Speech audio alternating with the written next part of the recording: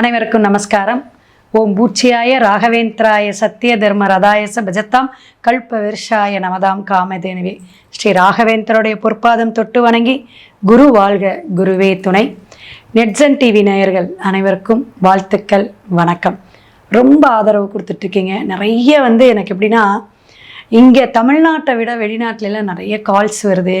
நிறைய எங்கள் வீட்டு செல்லப்பிள்ளை அப்படின்னு சொல்கிற அளவுக்கு நீங்கள் ஒரு சப்போர்ட் பண்ணிகிட்ருக்கீங்க. ரொம்ப ரொம்ப ரொம்ப சந்தோஷம். என்னோட வாடிக்கையாளர்கள் எல்லாருக்குமே நிறைய விஷயம் என்னென்னா, நம்ம ஒரு கம்யூனிகேஷனில் வளரணும் அப்படின்னா நீங்கள் நல்லா ஷேர் பண்ணுங்கள். இந்த சேனலை நீங்கள் ஷேர் பண்ணுங்கள், லைக் பண்ணுங்கள், கமெண்ட் பாக்ஸில் டவுட்டு கேளுங்க, கால் பண்ணி உங்களுடைய புக்கிங்லாம் வச்சுக்கோங்க. கண்டிப்பாக நிறைய கிரகங்கள் மாற்றங்கள் வருது. நிறைய விஷயம் நமக்கு சேஞ்ச் ஆஃப் த லைஃப் அப்படிங்கும்போது ஒவ்வொரு மாதமும் ஒவ்வொரு விஷயம் மாறுங்க. இப்போ பங்குனி மாதம் பார்த்திங்கன்னா தமிழ் மாதத்தில் கடைசி மாதம் அப்படின்னு சொல்லுவாங்க. இந்த பங்குனி மாதம் எப்படின்னா, அந்த சூரியன் பிரவேசிக்கக்கூடிய இடம் மீனத்தில் போய் பிரவேசிக்கிறார். சனி பெயர்ச்சியோடு இருக்கக்கூடிய அந்த சனி பகவான் அங்கே இருக்கார். சூரியன் அப்படிங்கிறது ஒரு பகை கிரகங்க. அங்கே போய் இருக்கும் பொழுது சுக்கிரன், அங்கே ஆல்ரெடி சுக்கிரன் சனி பகவான் இருக்காங்க. இந்த 3 கிரகங்களும் மீனத்தில் இருந்து பங்குனி மாதத்துடைய பலாபலனை நம்மளுக்கு ஒவ்வொரு ராசிக்காரர்களுக்கும் சொல்ல போகிறோம். அதை விட இந்த பங்குனி மாதம் ஞாயிற்றுக்கிழமை ஏகாதசியில் மார்ச் 15ஆம் தேதி பிறக்கக்கூடிய ஒரு சிறப்பான ஒரு மாதமாக நம்ம எடுத்துக்க கொள்ளக்கூடிய அமைப்புங்க. பங்குனி 5ஆம் தேதி பார்த்திங்கன்னா தெலுங்கு வருட பிறப்பு. இது எப்படின்னா, தெலுங்கு பேசக்கூடியவங்க அப்படிங்கிறது கிடையாது. இன்றைக்கி பெருமாளுடைய வழிபாடு ரொம்ப விசேஷங்க. இதை செஞ்சு பாருங்களேன், பெருமாளுக்கு உகந்தது. ஏன்னா திருமலை ஏழுமலையான்னு சொல்லக்கூடிய எம்பெருமான் இருக்கக்கூடிய திருப்பதி ஏழுமலை உங்களுக்கு தெரியும்.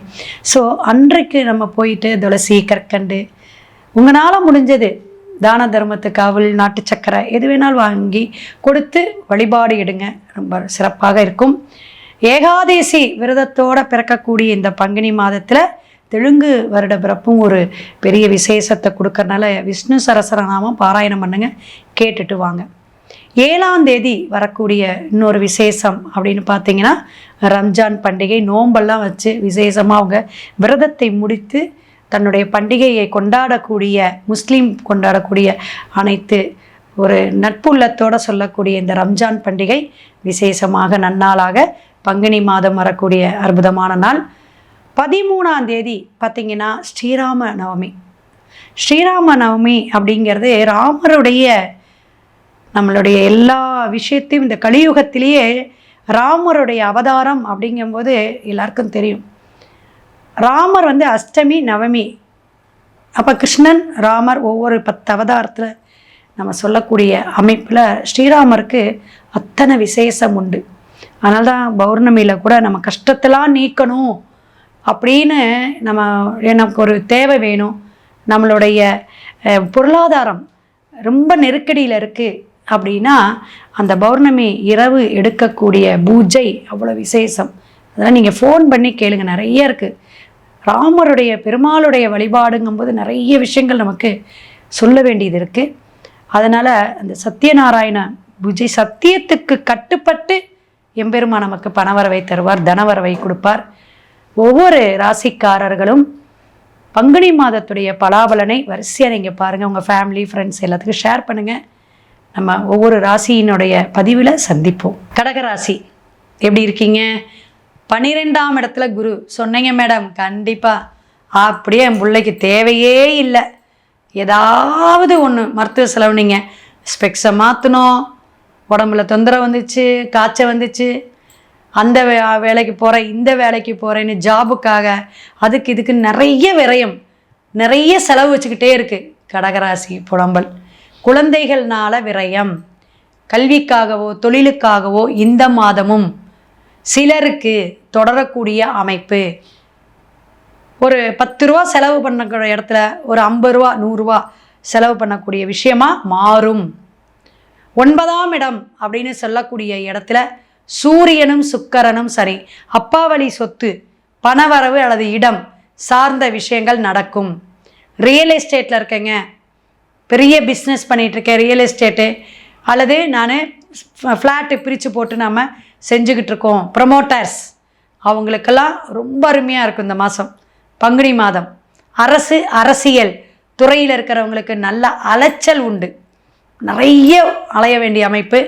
தூக்கம் கெடும், நிறைய சிந்தனைகள் என்ன பண்ணலாம், தொழில் சார்ந்து, குடும்பம் சார்ந்து, தன்னோட உடல் உபாதைகள் சார்ந்து, இதிலெல்லாம் சின்ன சின்ன பிரச்சனைகளை காட்டி சரி பண்ணக்கூடிய அமைப்பில் இருப்பினும் பணம் எந்த அளவுக்கு வருதோ அந்த அளவுக்கு செலவுகளை கொடுக்கக்கூடிய அமைப்பாக பங்குனி மாதம் இருக்குது. வாய் வார்த்தை யாருக்குமே நான் அதை செய்கிறேன் இதை செய்கிறேன் வாக்கு மட்டும் கொடுத்துறாதீங்க. அமைதியாக இருக்கிறது, தியானம் இருக்கிறது. பங்குனி மாதம் கடகத்துக்கு ரொம்ப அமைதியாக இருக்கணும், விட்டு கொடுத்து போயிருங்க. சத்தமே இல்லாமல் இருக்கணும். என்ன வேலையோ அந்த வேலையை மட்டும் பாருங்கள், என்ன செய்யணுமோ அதை மட்டும் செய்யலாட்டி வீண் அலைச்சலை. எதுக்கு போனேனே தெரியல. பெங்களூர் ஒரு தடவை வாங்கினாங்க, போயிட்டு வந்தேன், இன்டர்வியூ அட்டன் பண்ணலான்னு ஆசையாக போனேன், கடைசியாக மோசமாக போச்சு. அந்த கம்பெனி இங்கே கொடுத்த அப்ளிகேஷனில் இருந்த எல்லா விஷயமும் அங்கே இல்லை, எனக்கு பிடிக்கல. இப்படி வீண் அலைச்சல்களை கொடுக்கறதுங்க.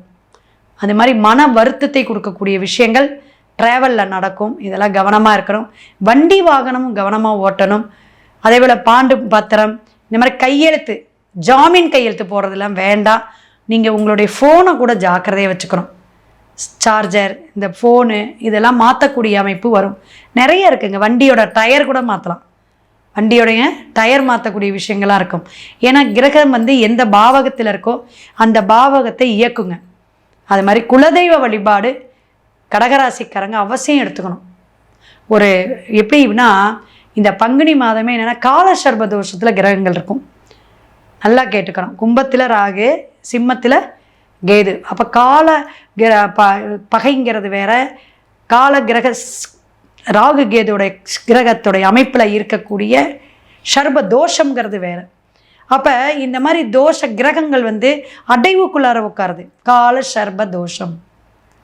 அந்த காலத்தை நேரத்தை கடந்து தான் நம்ம ஜெயிக்கலாம்.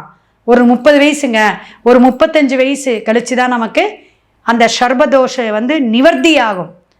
இப்போ செவ்வாய் தோஷம் நான் நிவர்த்தி பண்ணிக்கிறேன் அப்படின்னா அந்த செவ்வாய் என்ன நட்சத்திர சாரம் வாங்கியிருக்கோ அந்த நாளில் உங்களுடைய எந்த ஓரையில் பிறந்தீங்களோ இப்படியெல்லாம் சூட்சுமமாக எடுத்து நம்ம கொடுப்போம். சும்மா நம்ம போனோங்க, 4 ஜோசியர் சொன்னார், நான் பரிகாரம் செஞ்சேன், நடக்கலை. ஏன்? அந்த ஓரை, அந்த நட்சத்திர நாள் நமக்கு அது பயன்பாடா, அந்த நட்சத்திரம் நமக்கு தாராபலனை தருமா, இதெல்லாம் யோசிக்கணும். இப்போது யோசித்து செயல்பட்டிங்கன்னா கடகராசி மாதிரி ஜெயிக்கக்கூடிய அமைப்பு ஒன்றுமே இல்லைங்க. என்ன நீங்கள் பண்ணணும் அப்படின்னா, எந்த கோயிலையாவது இந்த பங்குனி மாதம், ஏன்னா நிறைய கோயிலில் திருவிழாக்கள் நடக்கும், அதனால் இந்த பண்டிகை தினமெல்லாம் ஏப்ரல் மே இது மாதிரி அப்படியே வரிசையாக வந்துடும். அப்போ உங்களுக்கு நல்லா வரக்கூடிய அமைப்பு பக்கத்தில் இருக்க மாரியம்மன் கோயிலுக்கு கூழ் வாங்கி கொடுக்கறது, கேழ்வரகு கூழ், கஞ்சி, இது மாதிரி உங்கள் கையால் விநியோகம் பண்ணுங்கள். நீர்த்தன்மையாக இருக்க நீர்மோர் இதெல்லாம் தானம் பண்ணுங்க, சிறப்பாக இருக்கும். பொங்கல் வழிபாடு வச்சு வெள்ளிக்கிழமையும் ஞாயிற்றுக்கிழமையும் ஒரு தடவை அமாவாசை பௌர்ணமிக்கோ போயிட்டு குலதெய்வத்தை வழிபாடுடுங்க, சிறப்பான ஒரு அமைப்பை கொடுக்கும். சிவாய நம. திருச்சிற்றம்பலம்.